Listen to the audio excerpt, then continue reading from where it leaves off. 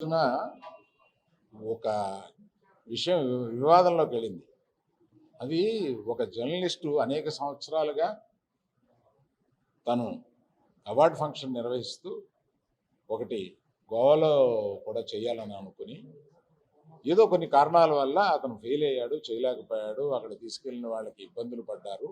ఇవన్నీ జరిగినాయి. ఈ జరిగిన సందర్భంలో మీడియా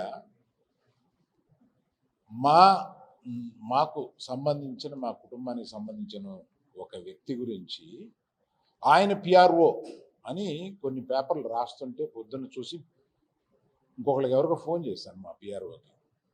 ఏమయ్యా ఆయన పిఆర్ఓ అని ఎప్పుడైనా చెప్పారు అఫీషియల్గా ఇతనికి?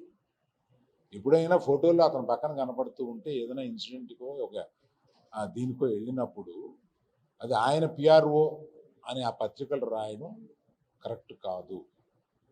అతను ఇండివిజువల్గా అతను ఏదో చేసుకుంటూ అతను ఫెయిల్ అయినందువల్ల ఇతర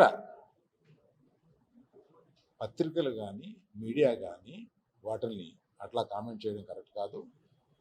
కొన్ని ఇతర భాషల వాళ్ళకి ఇబ్బందులు జరిగినాయి. అందులో వాళ్ళు కూడా తెలుగు ఇండస్ట్రీని బ్లేమ్ చేస్తున్నారు. It's a matter of individual. ఏదో తెలుగు ఇండస్ట్రీ ఇంతే, తెలుగు ఇండస్ట్రీలో మనుషులు ఇంతే అని ఆ ఇతర భాషల వాళ్ళు మాట్లాడడం కానీ కొన్ని పత్రికలు అవి రావడం కానీ వాళ్ళ ఉదయం చూసి బాధపడ్డారు.